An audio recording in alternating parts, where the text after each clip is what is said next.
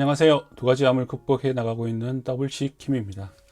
오늘은 한국인의 암 사망률 중에서 수위를 차지하고 있는 폐암에 대해서 이야기를 들려드릴까 합니다.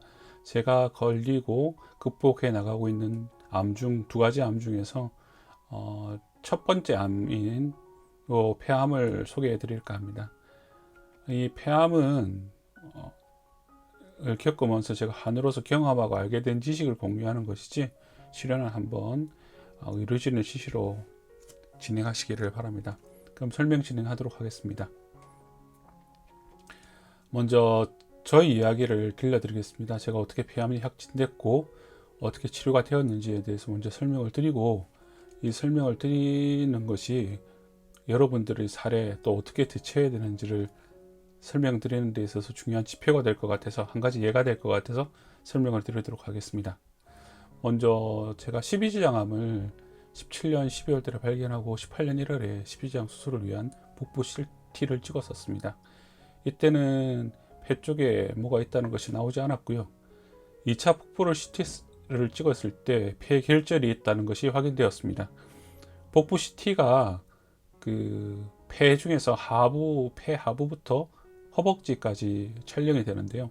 그래서 복부 CT 판독지에 폐 쪽에 폐결절이 있다고 이야기가 나왔고, 저는 놀라운 가슴에 이게 어떤 건지 이제 판독지를 자세히 읽었더니 이게 한번 조사할 필요가 있다, 이런 내용이 포함되어 있었습니다. 그래서 건강검진센터에 가서 폐 CT를 다시 한번 전체적으로 찍었고요. 그래서 우하엽, 즉 복부 CT에 나온 대로 우하엽에 하나만 있는 것을 확인을 했습니다. 호흡기 내과에서 흉부외과로 전가를 결심을 했는데, 그 이유는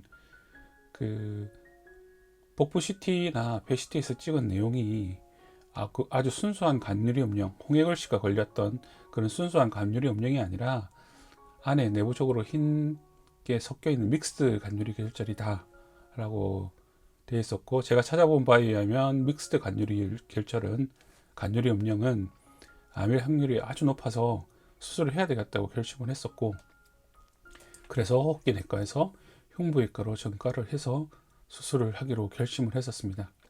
그렇게 해서 18년 8월에 폐수술을 시행을 했고, 폐암을 수술장에서 교수님들이 수술하면서 폐암임을 확인했고, 그리고 저한테는 폐암 수술을 하고 퇴원한 후 2주 뒤 외래 때 조직명하고 폐암의 확진을 받게 되었습니다. 여기서 중요한 포인트는, 제가 폐결절을 확인을 했다고 그랬잖아요, 간유리 음령이.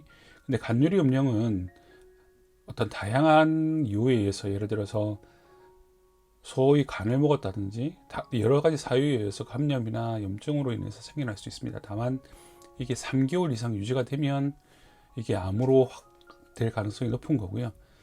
그래서 저 같은 경우에는 복부 CT 1차, 즉 2018년 1월에 찍었을 때도 판독은 안 나왔지만 그 음령이 있었고, 그리고 4월에도 있었고 5월에도 있었기 때문에 이게 3개월, 그 기간 동안 벌써 3개월을 지나서 계속 있는 병변이었기 때문에 18년 6월에 흉부외과 면담할 때도 교수님이 몇 퍼센트 좀 되느냐고 제가 여쭤봤을 때, 본인은 한 90% 이상은 암이라고 생각한다 라고 말씀을 해주셨던 부분이 있었습니다. 그럼 먼저 폐에 대해서 한번 알아보겠습니다. 폐라는 것은 저희가 호흡을 하면 그림에 나왔듯이 입으로 들어가서 기도로 통해서 공기가 들어가게 되고요. 그 공기가 그 기관지, 즉 나뭇가지처럼 이렇게 뻗어져 있는 기관지에 의해서 배포, 또 배포덕트 같이 폐의 가장 아랫단에 들어가게 됩니다. 그리고 이 폐의 가장 아랫단 세포에서 동맥에서 들어오는 산소가 저희 피 속으로 들어가고, 다시 소모됐던 산소가 없어진 피는 다시 정맥으로 바뀌어서 몸으로 흐르게 되는 이런 작용을 하게 됩니다. 즉 우리 몸에 산소를 공급하는 아주 중요한 역할을 하게 되고, 그러다 보니 피가 항상 흐르는 지역에 위치를 하게 되고요. 다시 말하면 폐에 암이 생기면 피를 통해서 전이할 확률이 아주 높다는 겁니다. 그래서 전이 가능성도 높고, 전이도 잘 되고, 그렇기 때문에 폐가 그 생존율도 낮고 치사율이 높다고 의사들이 말하고, 그렇게 이해가 나쁜 이유가 되는 것입니다.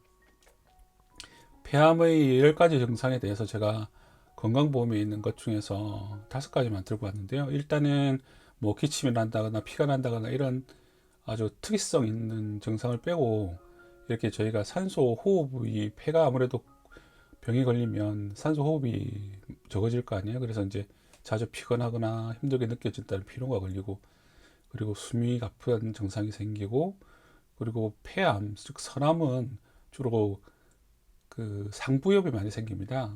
우상부, 좌상부 옆에 많이 생기는데, 이때 종양이 횡격신경을 눌러서 어깨가 아플 수도 있고, 또 몸무게가 줄어들기도 하고, 그리고 계속 폐 쪽에 어떤 염증 같은 질환이 많이 생기고, 이런 증상이 있으면 폐암의 어떤 중요한 증상이 된다라고 알려져 있습니다. 그럼 이렇게 됐을 때 이제 어떻게 판독 검진을 해야 되잖아요. 이런 증상이 있거나 증상이 없거나 건강검진을 해서 갔거나 해서, 저희가 주로 찍는 게 엑스레이지 않습니까? 근데 엑스레이는 이렇게 저희가 갈비뼈가 드러나고 심장도 있고 위도 일부 있기 때문에 그 뒤쪽에 위치한 병변에 있어서는 나타나지가 않습니다. 그래서 보통 엑스레이로 찾을 수 있는 병변도 있긴 하지만 이건 많은 이에서 찾을 수 없고요. 그래서 결국은 흉부 CT를 찍어봐야 폐에 문제가 있는 것을 확실하게 알 수 있게 되고, 흉부 CT에서 폐를 찍으면, 지금 사진은 서남 쪽 사진인데요, 저렇게 폐 바깥쪽에 어떤 폐 병변에 암이 생겨서 위치를 함을 알 수가 있습니다. 결국 흉부 CT를 찍어야 폐에 대해서 정확하게 알 수가 있고, 흉부 CT 자체는 일반적 CT하고 다르게 저혈량 CT입니다. 그러니까 방사선 양이 적은 CT라서 이렇게 엑스레이 한 6배, 10배가 안 되는 양이기 때문에 흉부 CT는 좀 CT 중에서는 약간은 방사선 노출에 대해서 약간 안심하고 찍을 수 있는 CT다 라고 제가 알고 있고, 또 구글이나 여러 사이트에서도 그렇게 확인을 하였습니다. 그렇게 해서 이제 흉부 CT나 엑스레이에서 발견되거나 흉부 CT를 통해서 발견했을 때는 그 암이 뭔지를 알아야 되잖아요. 그래서 그 암이 뭔지, 어떤 조직인지 알기 위해서는 바깥에서 침으로 검사하는 것도 있지만, 요새는 대부분 호흡기 내시경으로 검사를 합니다. 그래서 아까 살펴본 것 같이 기도로 인해서 어떤 내시경, 아주 가는 내시경을 계속 넣게 되고요. 거기서 빛을 보여서, 왜냐면 속이 어두우니까 빛을 보면서 계속 이렇게 가지 차야 들어가서 결국 병변인 위치에 가서 그 조직을 떼내고, 그 조직으로 그 내시경 검사의 침으로 인해서 조직 검사를 하게 되는데, 문제는 이게 나올 확률이 50% 정도밖에 안 됩니다. 왜냐하면 페라논 조직이 아까 앞에서 그림에서 보셨지만 이게 얽혀 있는 조직이라서, 그 얽혀 있는 조직에서 이 호흡기 내시경을 통해서 채취한 병변이 암으로 보이는 것이 그렇게 확률이 높지 않습니다. 그래서 이제 보통 흉부 CT상 과거의 판독 사례로 보면 분명히 폐암인데 호흡기 내시경으로 하면 암이 안 나오는 이런 사례가 빈번하고요. 그럴 때는 호흡기 내시경을 다시 한번 하거나, 아니면 확인을 위한 수술 겸 제거 수술을 진행하는, 그러니까 확진을 받지 않고 수술을 진행하는 그런 경우도 많이 있습니다. 폐암의, 그래서 이제 조직을 떼내면 그 폐암이 어떻게 이루어져 있냐면, 일단 크게는 소세포암과 비소세포암으로 이루어져 있습니다. 그래프에 보이는 소세포암 16% 빼고는 나머지는 비소세포암, 그러니까 작은 세포로 이루어져 있지 않은 암이라고 하고요. 이 두 가지를 크게 구분하는 이유는 소세포암하고 비소세포암의 치료 방식이 전혀 다릅니다. 소세포암은 아무리 작은 병변이라도 수술보다는 항암이나 다른 치료를 통해서 치료하게 되고요. 비소세포암은 1기, 2기, 3기 초반까지는 수술을 통해서 치료를 하고, 필요에 따라서는 항암을 진행합니다. 구성을 보면 보통 16%는 소세포암, 그리고 40%는 선암, 그리고 30%는 담배하고 관계가 있는 편평상피 세포암, 그리고 대세포암, 기타로 구성이 되어 있고, 선암은 크게 담배하고 관계는 없고, 주로 한국 같은 경우에는 여성들이 많이 걸린다고 되어 있지만, 저 같은 경우에는 선암으로 확진이 되어 치료를 받았습니다. 선암 중에서도 여러 가지 관리가 있는데 그중에 저는 점액 물질이 많은 산암이었습니다. 이건 추후에 제가 한번 설명을 드리도록 하겠습니다.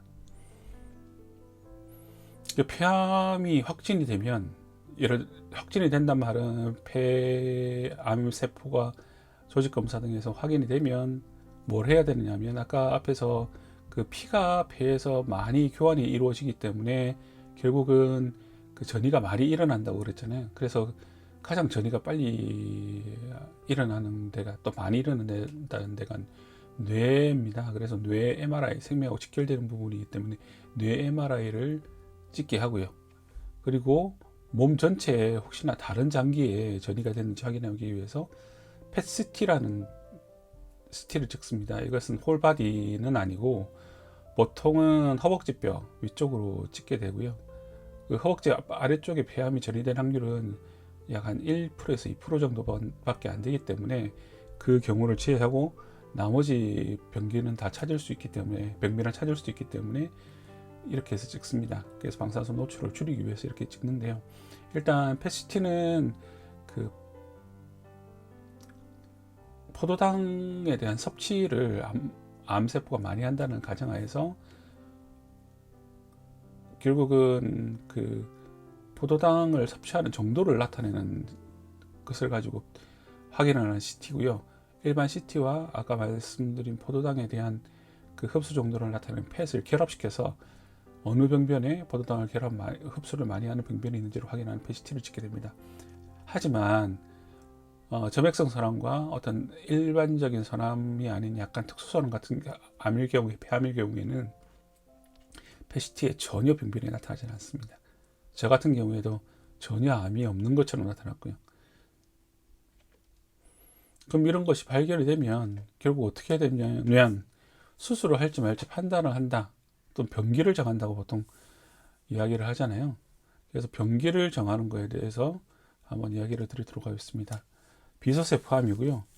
비소세포암의 병기는, 일단은 병기를 왜 우리가 알아야 되냐면, 암 환자들 병기를 1기, 2기, 3기, 4기, 말기 이렇게 병기를 통상적으로 이야기를 하잖아요.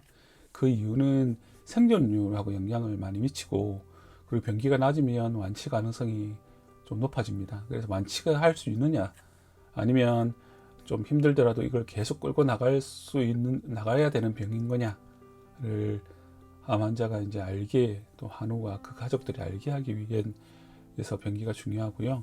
그리고 이제 얼마나 어떻게 될 거냐, 앞으로의 삶이, 이것에 대한 예후를 알기 위해서 병기를 확인하는 것은 아주 중요합니다.